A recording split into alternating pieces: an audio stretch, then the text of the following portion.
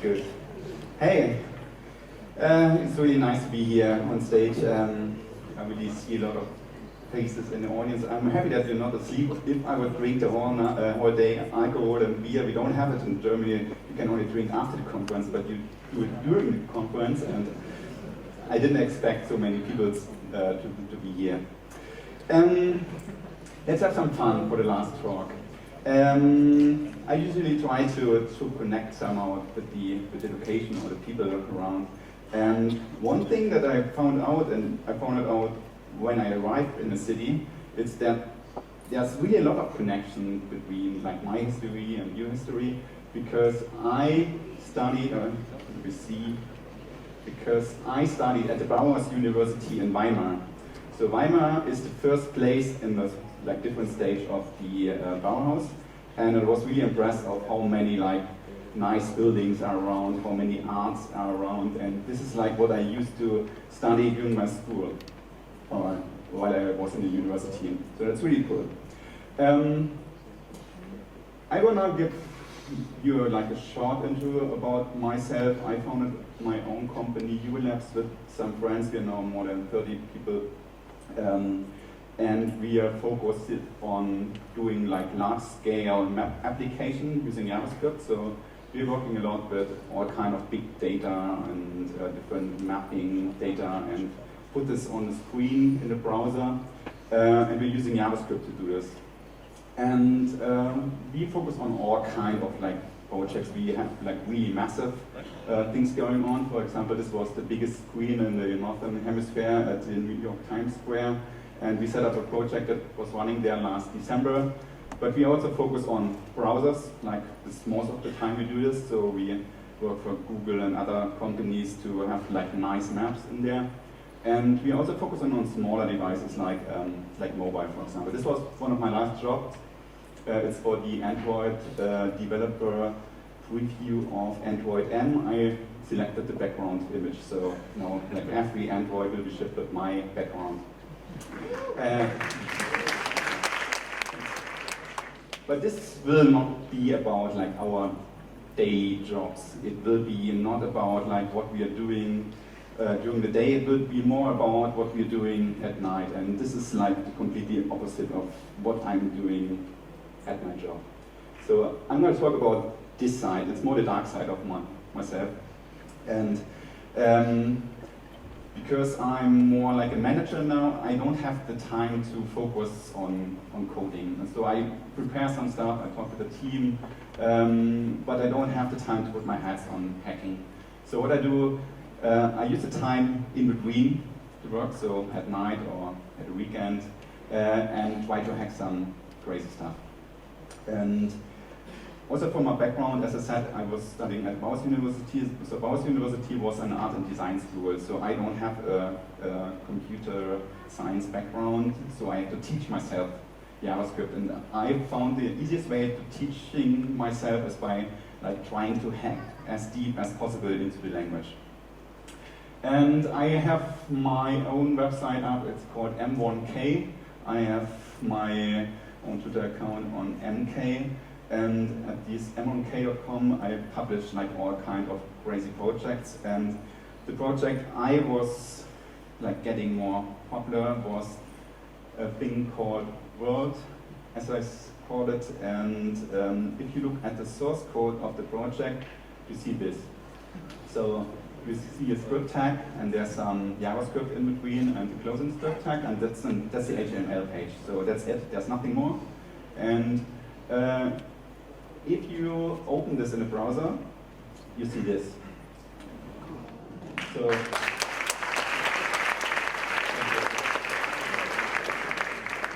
you see like a spinning globe inside of like 1K of JavaScript. So there are no external resources, it's all done in JavaScript. I use the spaces on the space between the block comments to draw the code, or not to draw the spinning globe. And the thing is encoded in itself. I gave a talk about this at the JSConf about 2 years ago. And since then, I'm like trying to play around even further. And another project that I did right after it was something I called Mandelcode. So it's also something that is called a quine. So a quine is a program that actually outputs itself, and I did it in an animated way, so I output the source code itself and like try to modify it and like to change it. And what you see here is the shape of a Mandelbrot. So this is like this fractal, and it has something in the middle. It says, okay, click to zoom. So you see this in a browser, it runs itself, you have to click, and once you click it, you see this kind of animation. Is it working? Yeah. So it starts to zoom in its own like source, and you see an animation going on for about like 2 minutes, and it zooms deeper and deeper and deeper, and until it reaches a limit where you don't have the floating point things anymore. You will see this in a second. So things are breaking apart, but while it's zooming in, you see like new patterns going on. So it should be there in a second. So now you see it's changing a bit, and then it's done. So this is like the maximum precision that you can get in JavaScript.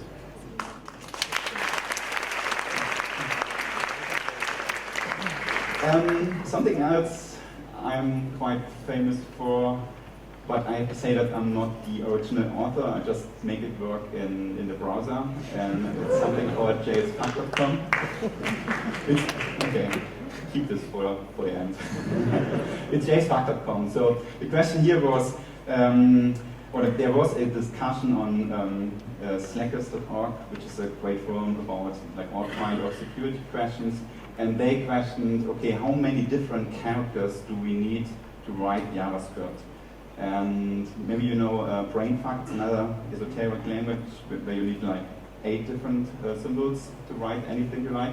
But it turns out that in JavaScript you need 2 less, so 6 different characters. The brackets, the plus sign, the square bracket, so the parentheses, the plus, the square brackets, and the ampersand. And you can combine them in a specific way to like execute any code you like.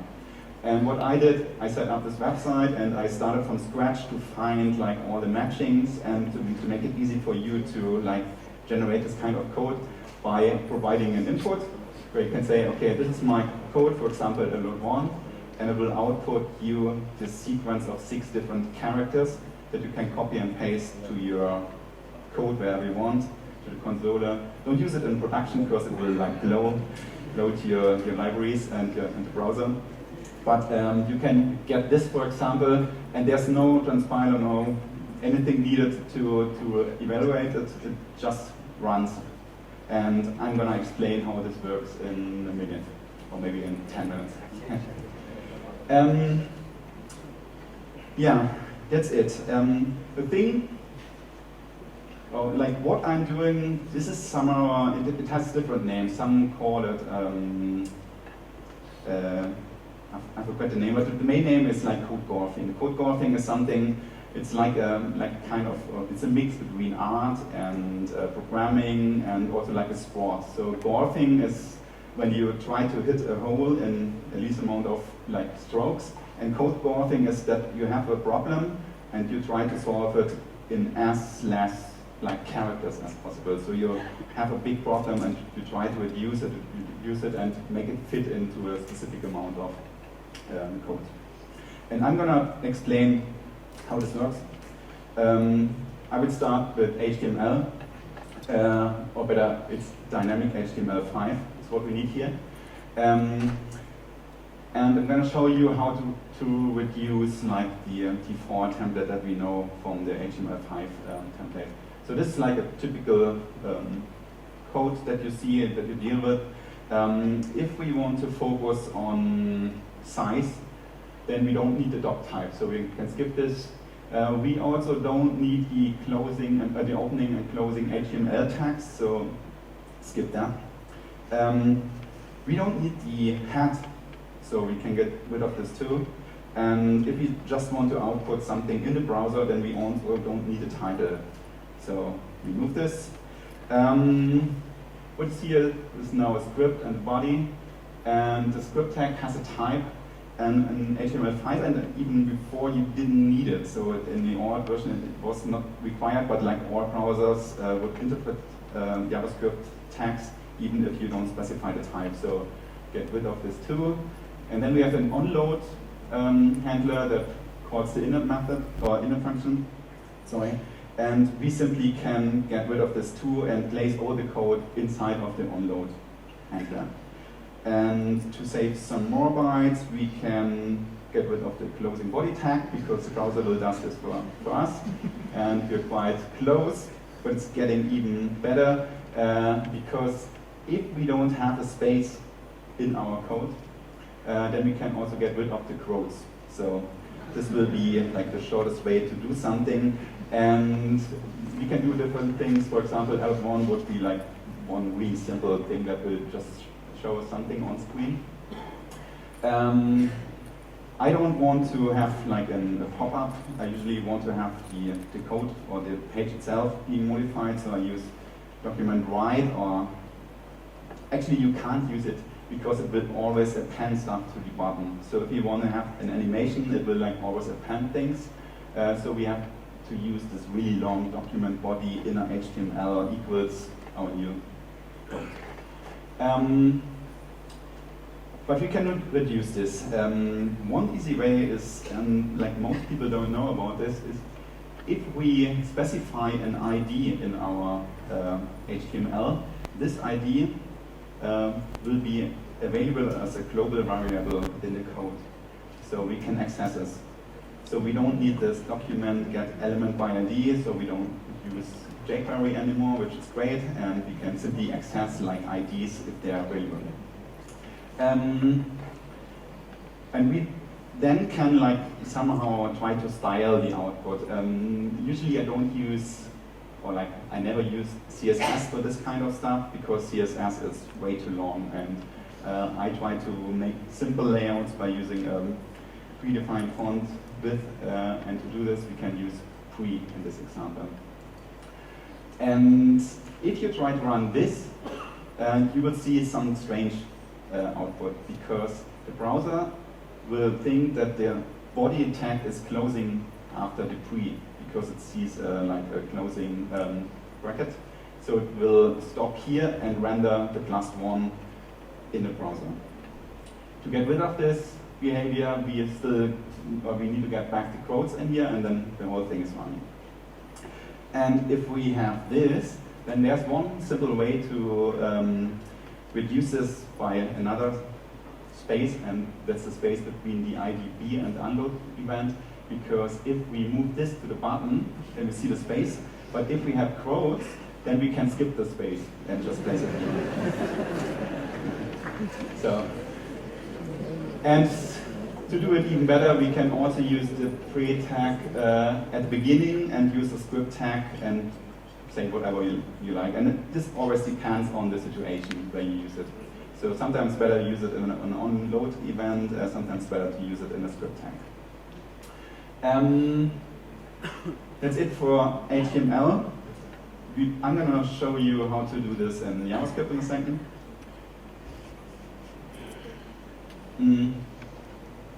This will be like a super simple example. So we have like two random numbers, x and y, and we have z, and we get back the maximum value of both this.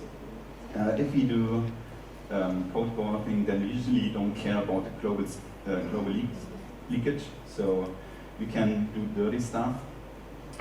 Actually, we have to use evil things. For example, like getting rid of the RAS. So because it's a small scope that we are dealing with, so it's okay to do it like this. We can define variables to hoard repeating patterns. For example, here you see it math 3 times, so we can say m is math, and then only say m dot something. So this is quite simple. It's just a pointer or a reference to the math object. Same for the random thing. So if we store r, if you store m.random in r, then we have the reference to random, and we simply use the r later to get this kind of stuff. There's a way to do it even better, or not better, but shorter. Maybe just to say this before there are any questions, don't use this during production. I just want to give you an impression of how things could work.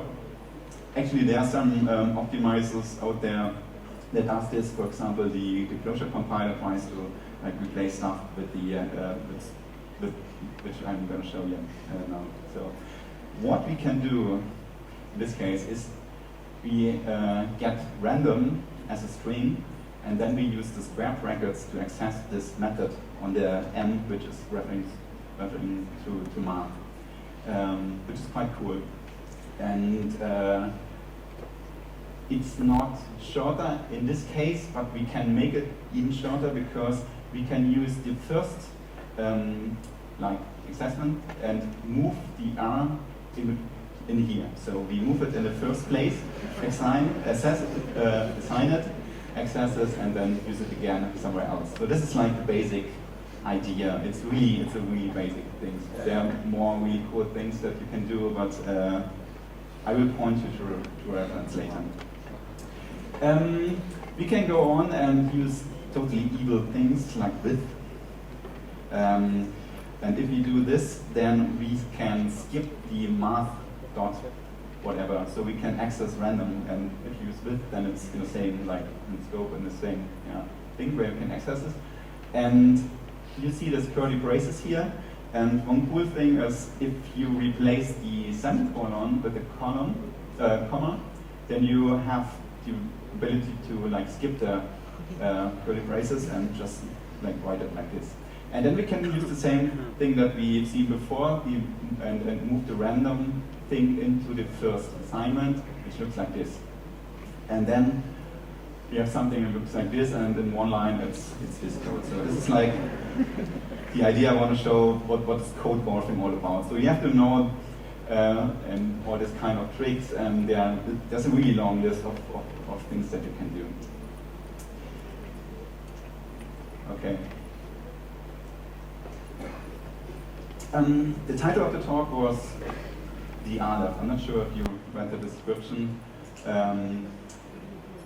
I usually try to do something new when I go to a conference, so I take some time and prepare something only for the conference, and I will show you something that no one has seen before, only my mates.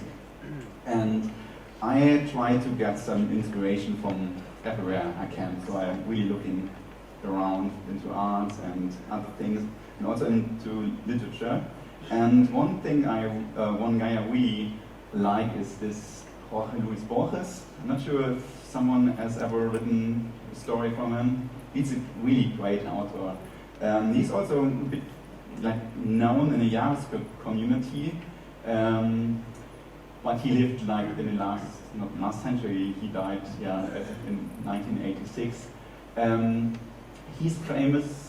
Or more well known in this book by Andres Kroll. I'm not sure if you've read this before. It's a really great book. It focuses on literature and focus on different authors and try to write JavaScript in this specific style of the author. So there was an example here. It focused on the code by Jorge Luis Borges, and I'm gonna just tell you something about him. So this is a late portrait.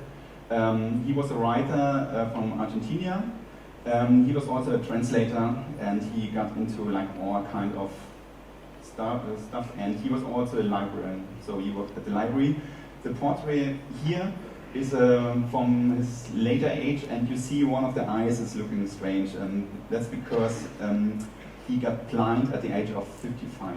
So he was a writer, he was a librarian, so he couldn't read and write because he was blind, but he still creates amazing stuff and amazing ideas. For example, this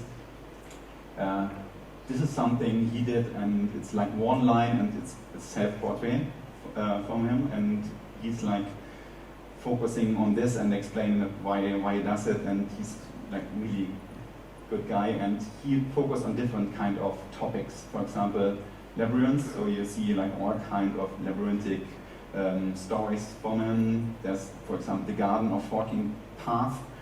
It's a story, and the story describes all the possibility that the story could go. So it forks on every aspect and tells the story from all possibilities. So he also focused on other big things, for example, infinity or immortal people. So there's a story, really impressive story. It's called The Immortal, about a guy he's trying to get immortal by drinking some water, and then he did it, and in the end he's really like sick of it, because like he read everything that's there, he did everything that he could, and he's trying to die somehow. So this is the story about this guy. And another thing that he's also doing in his stories is reducing. So he tries to like keep things short, and there's a favorite, or one of my favorite quotes, it's like writing long books is an act of foolishness, and it's somehow like he's one of the guys that it's an early code golfer. So what we did with code, he did it with stories. So he was able to pack a really thick story that could fit into a 500 page book into a really short story. For example, this, I usually hate like reading text, but you have to do it here. A man sets out to draw the world, and as the years go by, he peoples the space with images of provinces, kingdoms, mountains, space, ships, islands, fishes, room, instruments, stars, horses, and individuals. And a short time before he dies, he discovered that the patient labyrinth of lines traces his own face. So this is like to give you an impression. So he packs things into a single story. He packs the full life of a man into like only like 300 characters. And a really famous story is called The Aleph. It's also like a book where he connected different short stories, and I use this as an inspiration for my next project that I'm going to show you. And I also looked up what's the actually meaning of Aleph. So I knew in Hebrew it's the first letter. I didn't know that's also the first number or number one, which is quite interesting because you use the same symbol for writing and for like counting. But there's also another meaning in the Kabbalah, the Judaic Kabbalah. It has a more esoteric meaning, and the symbol Aleph means origin of the universe, and it's also like the origin of all numbers. So it's a symbol that contains all other numbers, and this is a really interesting aspect.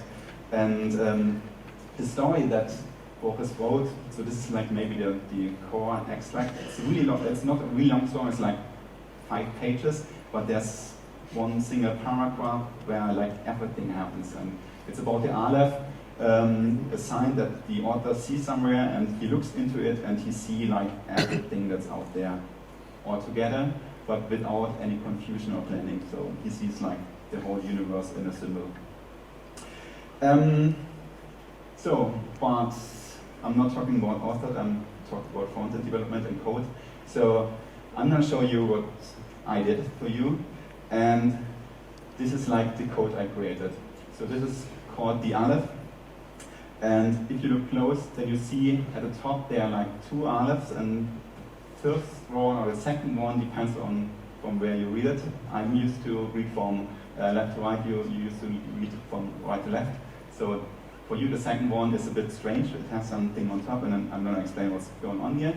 And then you see some code which looks like chaotic things, and in the bottom there's more compressed code that will do some magic. And when you open this HTML page in the browser, you will see this. So basically what I try to do is like to pack a small universe into code, in a code or into a single character. So this is the game of life, you might know this. So it's like a 1000 generation game of life where you see this pattern moving around, and you can watch this like for some time. And I'm going to explain you how I did it. There were many questions to answer, and the first question was how to create life in a browser. And I came across this Conway game of life. I was always playing around with this. Who doesn't know about this? Who doesn't know about the game of life? Okay, so I'm going to explain it shortly. So the game of life is a kind of simple algorithm, and it's like if you have a grid, then you check every cell and count the neighbors or the living neighbors of a cell. So if you have a grid like this, there's something in the middle and you have like 8 surrounding cells. And for every like loop or every generation, you check every cell and count how many living neighbors are around. And then there are some quite simple rules. So if there's a dead cell, then a new cell will be born by reproduction if there are 3 surrounding neighbors. So if there are 3 neighbors around, it will create something out of nothing. For live cell with 2 or 3, it lives on to the next generation. If it has fewer than 2 neighbors, it dies as it's caused by underpopulation. And the last rule is more than 3 neighbors will result into a dying cell by overcrowding. So that's quite the simple like rules that exist.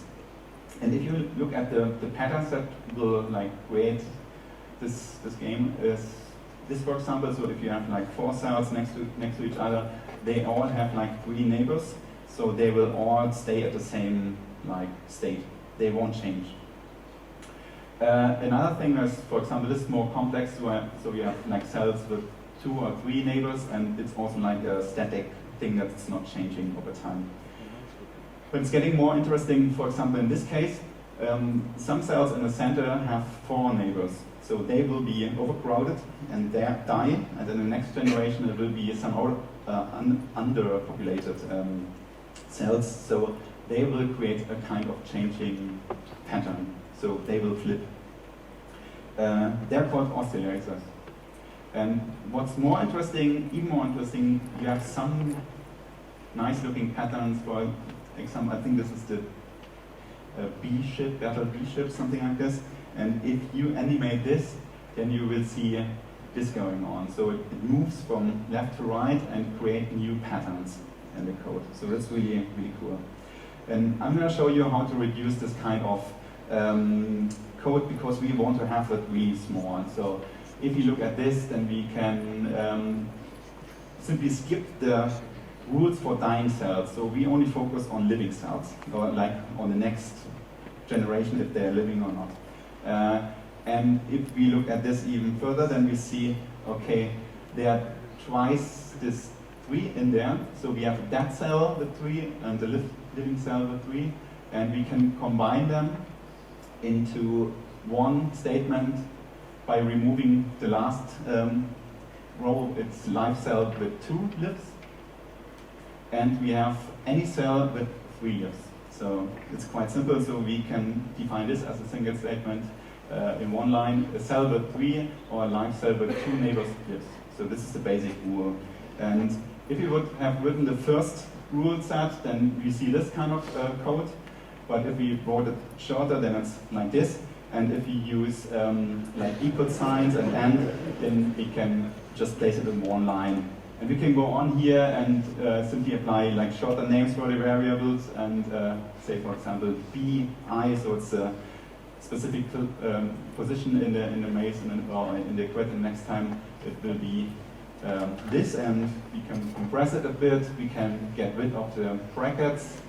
And as we are dealing with binary numbers, so 1 or 0, we can also replace the double pipes and ampersands with the binary operators and have the logic recompressed into like some characters. So this is like the basic thing that holds all the rules for their game of life. Okay, even half an hour left. Okay.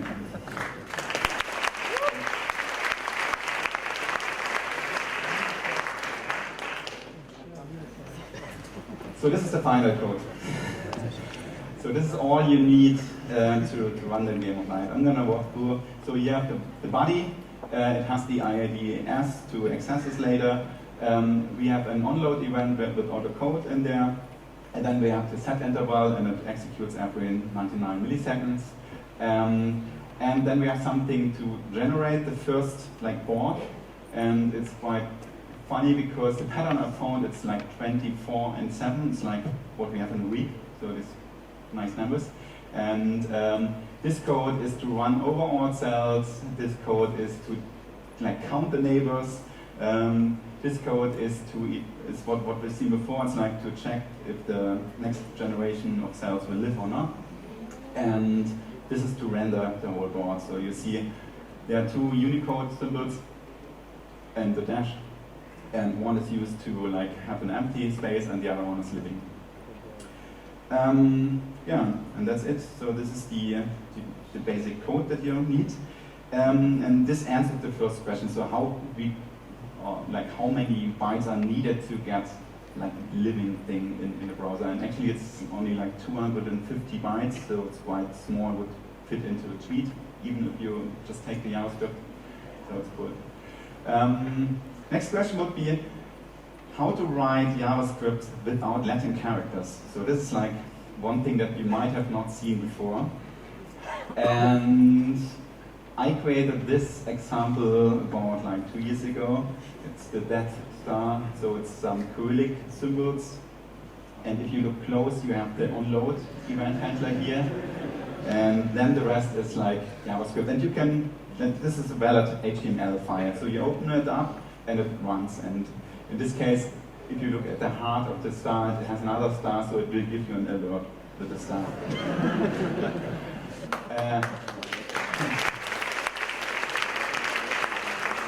I'm going to explain how it works, but I'm going to show you some more examples. So I was playing around with like layouting characters, and it works quite good for the Cyrillic alphabet because it has a fixed width, and also the Latin has a fixed width.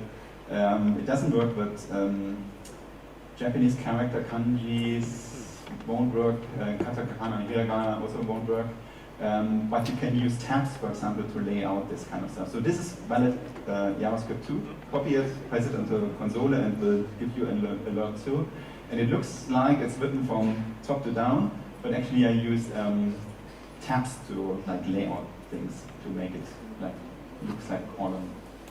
And these two examples that you see before, they were more like a proof of concept that it is possible to write code without Latin characters, but they both only like displayed something simple, so they only showed a letter or like a number in an alert. I focused on this and said, okay, I want to do the matrix intro sequence. So you notice from the movie there's code falling down from the top, and I tried to reproduce this code, and I said, okay, I want to limit it to 1K, so 1024 characters, bytes actually, because they will use more than 1 byte, but in the end the byte size is really that much, it's only like 500 symbols.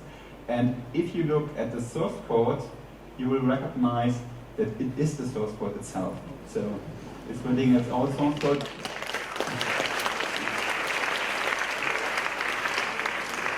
So in the top and in the end you have the script tag, and in between there's something going on. You can find this here, it's the symbol for rain, or you can write matrix, it will like redirect you. And one thing that was quite important, and maybe it's one of course like why I'm here, it's this, let me say, it's Shalom Olam, right? So I played around with different character sets, and I was really impressed by this, like how you write from the other side.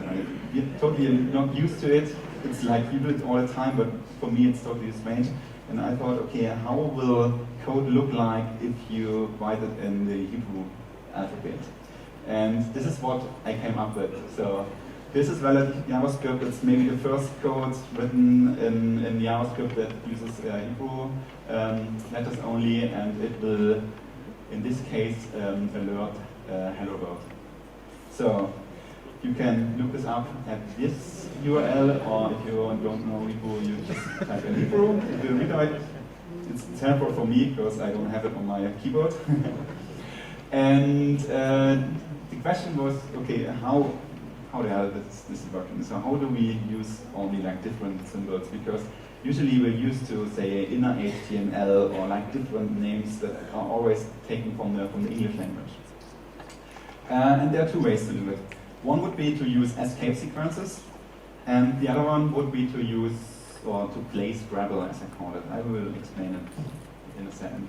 But let's focus on the first one, escape sequences. So if we have the character A in our code, we could also say \u and then specify the hex code in 4 characters, and it will work. So you can combine different escape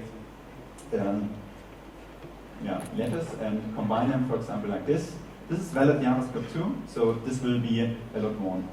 So I use this a lot more, like in all my examples, to make it easier, because dealing with a lot of code might confuse us. So if you have this \u, we can also use higher level Unicode hex representations. For example, for the Aleph it will be 05D0 or 05D0. We can also use \x and specify a hex code to write different letters. The thing is, this won't work in the code itself, so this will only work inside of strings. And one thing some people don't know, I just discovered it by doing this research, you can also just have a \, and provide an octal sequence, so numbers from 0 to 7, and use the octal representation of the character to have it inside of a string. And this will only work for ASCII, for the ASCII range, so it won't work for all Unicode.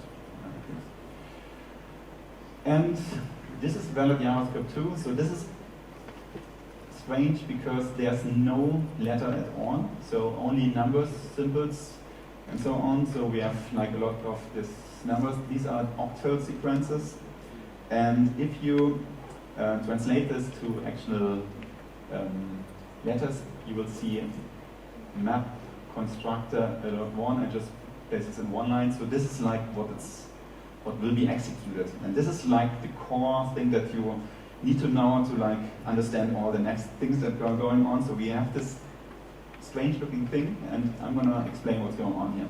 So at the beginning we have an empty array, and then we access a method called map. If we do this, it's basically a function. We could also say empty filter, empty array filter or sort or whatever, but map is really a short thing. So we get a method, and if we access the constructor of a function, we get the function itself. And I'm not sure if you know this, but if you pass to a function constructor any kind of string, then it's basically something like an eval, so you can execute what's in there. So it's a shortcut to an eval function, but it's hidden behind different characters. So usually I use this in my code because it's quite short. There's another way to do it, and I decided to use it for the example of the Aleph that I showed you in the beginning.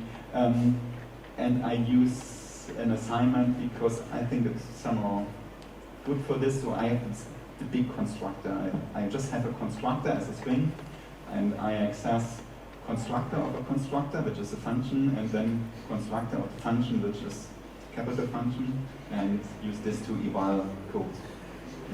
Yeah. So this is one way to do it. This was escape sequences and this strange eval thing. Another way to do it would be to play Scrabble, as I call it. This is a basic idea of what it's used in a JSFAQ project. So if we have an empty array and we do a negation on it, then we get false. So not an empty array is false. If we do a double negation, it will be true. And if we then add an empty string to both of them, we will get a string false and true. So this is a basic idea.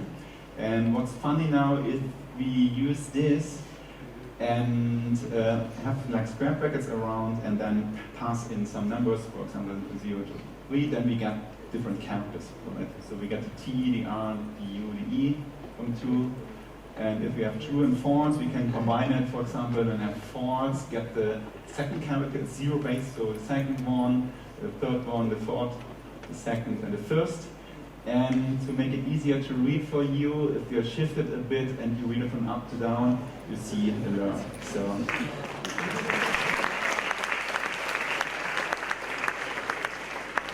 that's why I call it Scrabble. So it's like playing Scrabble with basic types that you have. And there are not that many types, but they are quite useful. To get Scrabble, you have false, object, true, and that's it. And you need the undefined to get the constructor. And once you have the constructor, you can easily get the map, and then you're free to like combine this kind of stuff into an unreadable thing and have an eval to execute everything you like. That's it. What's going on now? So this is. Let me see. Okay, again. So I focus on different like kind of code causing things.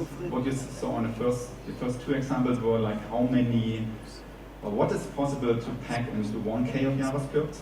I also participated in a project called 140 bytes. So it was like the question, what do we get inside of a tweet? So game of life in a tweet is possible. Then the next level was like how many different characters or symbols do we need to execute? So it turns out it's 6. And the next question I asked myself, how to do this kind of stuff. So how to reduce even further and write invisible code. So code that's not readable, and the question would be here, how can we hide JavaScript inside of itself?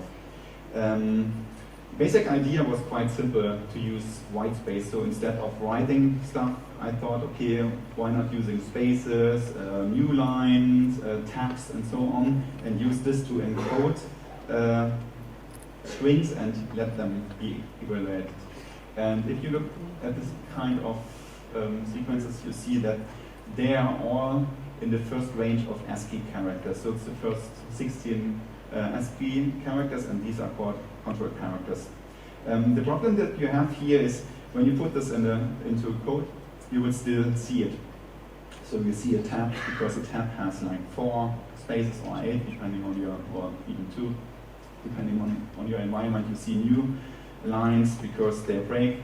So you will still be able to discover that there's something in there.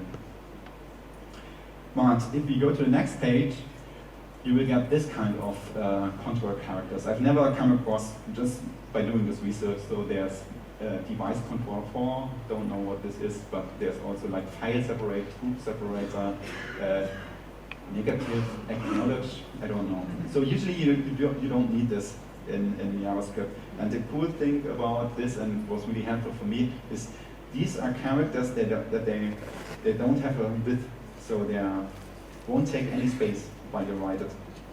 And if you combine them, you can do something that you can look up here. So if you go to m1k/0, you will see a code that is about like 80 characters wide. And there's nothing more, so there's nothing going on after it. It's just this code, and if you open it, you still see this game of life.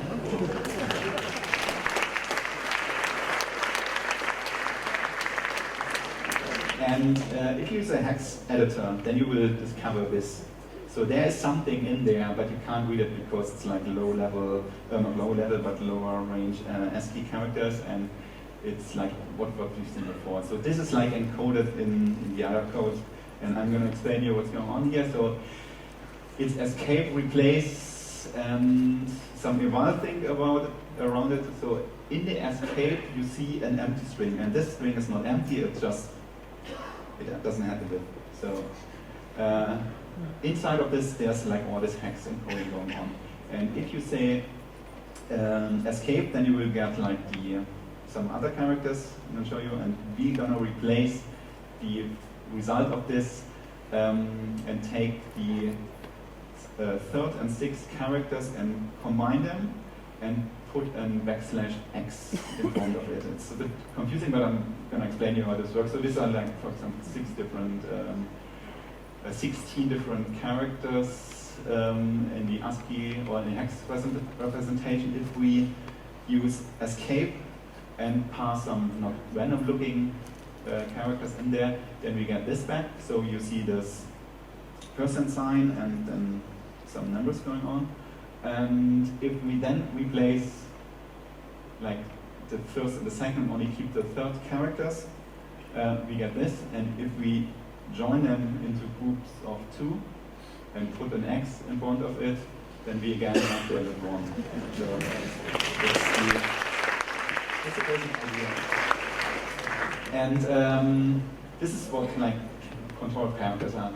And I did a project and I tested, I usually develop with Chrome, and I thought, okay, this is cool, I got it working now, until I opened up Firefox, and I did some research because there was this strange setting, it's mods control character visibility visible. So instead of seeing this, you see this in Firefox.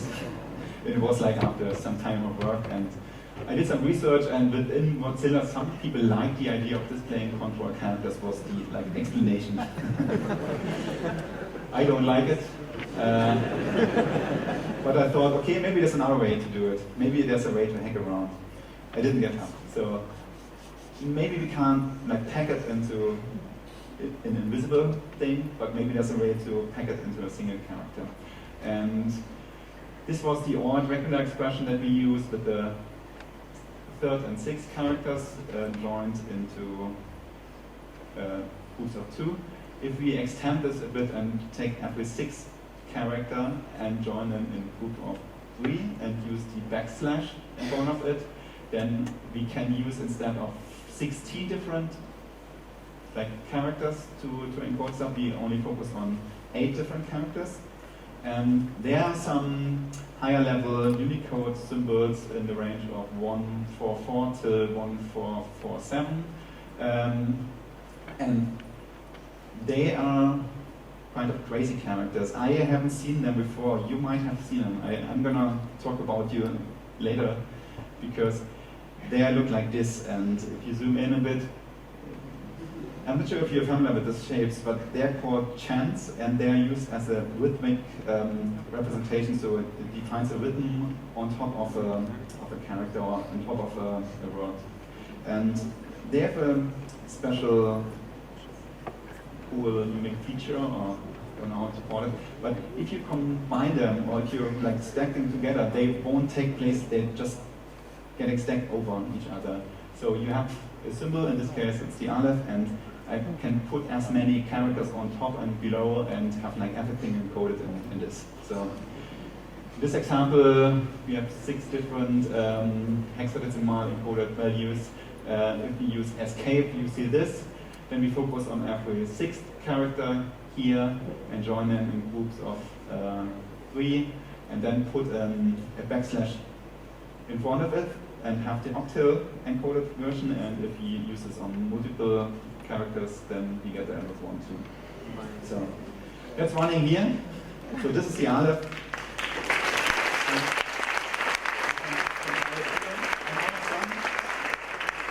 This is the final code again, and yeah, just to remind you, this is the live in the browser in 1 character. And one thing to answer, we don't do a Q&A, we can have some drinks and discuss this later, and I'm really happy to collect feedback from you. But the big question that always can come up is why I'm doing this. And I'm not the only one, there are more crazy people out there. But it will teach you a lot of things. One thing that's really pushing me, it's limits. So you set yourself a limit and think about, okay, for example, I set myself a limit, I want to have something cool running. For example, I want to have a game in 500 bytes. And I think about, okay, what kind of game could fit in there?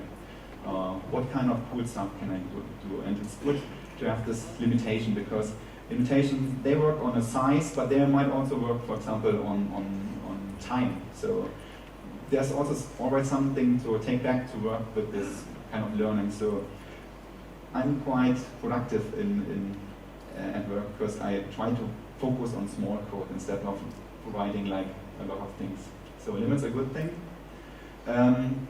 Focus is also really important. So you focus on the simple, or not the simple idea, but like a really core of the idea. So there's not much space to put in new features and new features.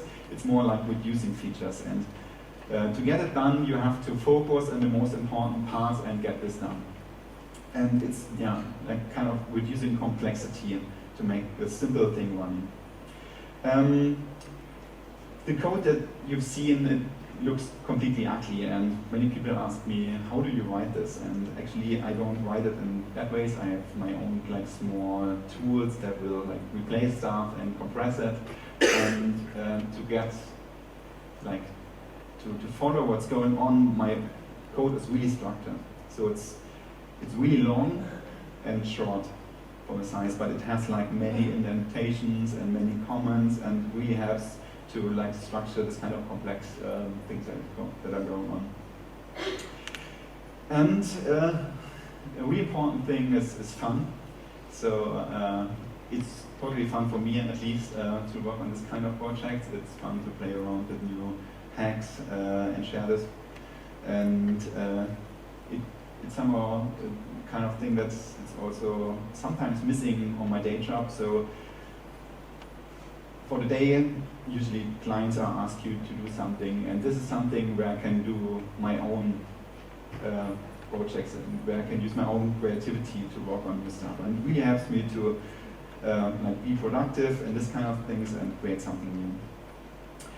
And another thing that's really important is the community. So you might have seen it, or you might know about the demo scene from the 80s or 90s.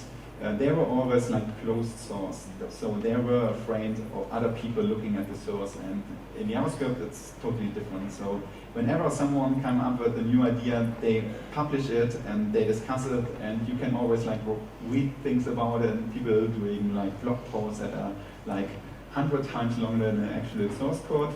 And I do this kind of presentation, so it's really good to have a lot of people, and they're really open. So you put something on Twitter, and then there are many people that jump on and say, oh, here you can save another 2 bytes by just replacing the whole stuff, and it's really crazy. I have to thank them. And I will pass it now over to you. So there are many, I would say it's always a good project to try to hack something like this, and there are many ways to do it. There's this JS1K competition, it happens every year. Sometimes it's twice a year. So the last one just completed 2 months ago, maybe. So they set up a container, something like a kind of rule set, and you have exactly 1024 bytes. Pure JavaScript, you are not allowed to use any external resources, and you are free to do everything you like. And then they have prizes for you. You can like create crazy stuff, and people are building games, jump and run games, or like simulations, and really crazy stuff. Another thing that's unfortunately not that alive anymore, you can still get on it, but it's this 140 byte by Jen Schmidt. But they did some like basic research. So they set up a Wikipedia, not a Wikipedia page, a GitHub project, 140 bytes, and with a wiki, and this wiki contains like all the hacks that are possible, so it really runs through any optimization that you can think of. So if you ever want to start this kind of projects, read through, and there are really crazy things going on there.